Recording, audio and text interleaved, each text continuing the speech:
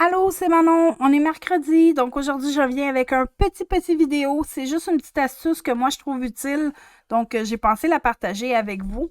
Donc je vais aller simplement dans mon Design Space et il devrait apparaître.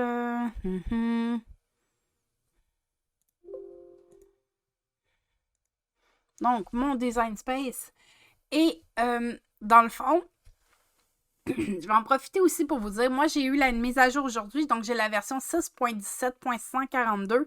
Donc il y a des petits trucs qui ont été ajoutés, donc la barre de recherche universelle et un qui a été vraiment rajouté, qui est vraiment le fun, c'est les nouvelles formes. Il va y avoir des nouvelles formes disponibles bientôt dans les Design Space, donc les mises à jour sont en train de se faire tranquillement, pas vite. Donc vous avez les mises à jour, les formes ont augmenté, donc on a plusieurs plus que les formes qu'on avait avant. Et si vous avez un abonnement Access, en plus Cricut Access, vous avez accès à beaucoup d'autres formes aussi. Donc ça va être un petit plus, mais c'était pas de ça que je veux vous parler aujourd'hui. Je veux vous parler de sauvegarder des projets, sauvegarder des images en projet pour revenir les chercher. Comme moi, je fais beaucoup de tasks. Donc, c'est plate des fois de tout le temps devoir aller dans les images et chercher, me dire, ah oui, c'était quoi déjà la base que je voulais utiliser. Donc, ce que moi j'ai fait, c'est, je me suis créé dans mes projets des fichiers de base. Donc, pas celui-là, je vais aller ici. J'ai mes fichiers base de tasse 15-11 et base de tasse 12-11. Donc, ce que ça fait, c'est, exemple, je vais prendre les 15-11. Je suis allée m'insérer dans le projet les bases, les tasks que Cricut nous offre avec Cricut Access. Donc, je les ai automatiques. Donc, je n'ai pas besoin de les rechercher à toutes les fois. Mettons, je vais dire, ah, aujourd'hui, je vais utiliser celle-là, mais je vais aller cacher les autres ou les déliter. Puis, tout ce que je vais faire, c'est que je vais faire attention pour quand je vais sauvegarder mon fichier après, ben, je vais faire sauvegarder sous. Et comme ça, ben, ça me donne comme si je vais voir dans mes projets. J'ai celui-là ici que j'ai fait dans la vidéo de live du 13 novembre de samedi passé. C'était carrément un live surprise. Là. Je me suis levée le matin en me disant je vais faire une tasse, pourquoi pas le faire en live? Fait que c'est dans le fond, c'est ce que j'ai fait, c'est que j'ai pris mon fichier de mon projet de fichier de base que j'avais fait et j'étais allée monter moi-même mon image en ayant ici, si vous regardez, j'ai utilisé je vais changer la fond. Si vous regardez le contour, j'ai utilisé le motif déchiré.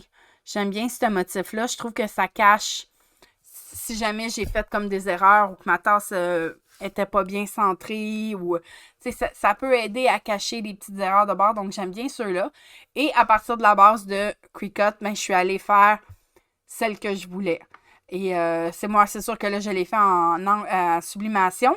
Et c'est ce qui est le fun aussi avec les formats des tasses de Cricut, donc les 12-11 et les 15-11, c'est que les grandeurs restent dans la limite du print and cut. Donc, j'ai pu utiliser et imprimer directement à partir de mon Design Space. Donc, c'est simple. Dans le fond, vous créez un nouveau projet. Vous allez chercher les images que vous pensez réutiliser régulièrement ou que vous ne voulez pas rechercher. Exemple, je vais chercher les 12-11. Donc, ici, vous avez les tasses des 12-11 que Cricut nous offre, soit gratuit, soit avec Access, soit vous pouvez les acheter. Donc, exemple, on a comme la base ici, on a le triangle. Il y a celle-là aussi qui aurait été intéressant. Il y en a d'autres aussi, là. C'est peut-être moi qui ai été trop vite. Ouais, ils sont là. Ici, comme ça. Et je les ai insérés sur la toile.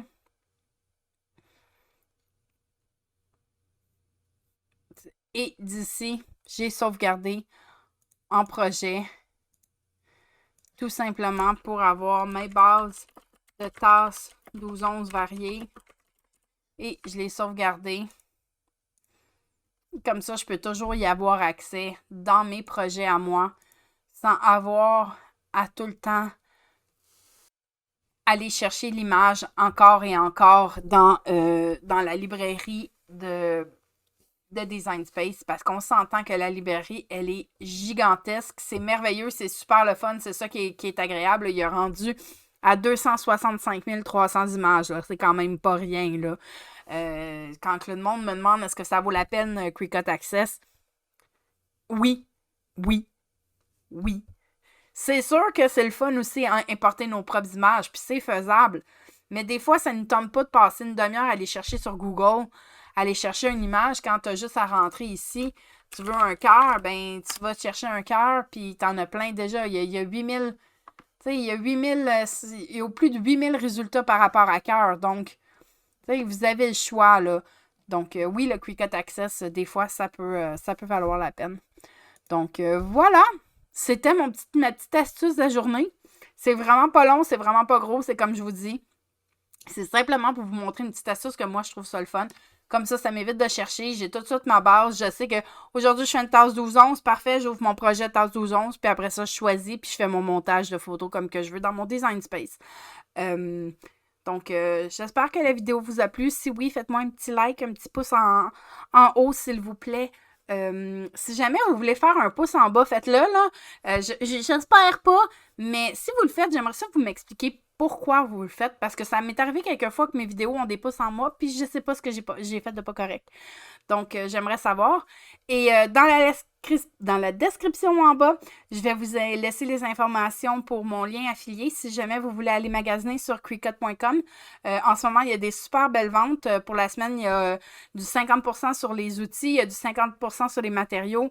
Les bundles aussi pour la maker sont vraiment, vraiment, vraiment écœurants. Donc, si jamais vous voulez passer par mon lien affilié, ça vous coûte rien de plus, mais à moi, ça rapporte. Donc, ça m'aide aussi à entretenir le tout pour continuer à faire des vidéos. Et il y a aussi le code Cricut Pay que je vais écrire dans la description qui vous permet d'avoir 10% de rabais supplémentaire avec le free shipping. Donc, si vous avez déjà accès, c'est 10%, plus les 10% avec le Cricut Pay. C'est sûr que ça ne s'applique pas sur les machines. Là, il y a des restrictions quand même à ce code-là. Donc, voilà. J'espère que la vidéo vous a plu. Bonne journée!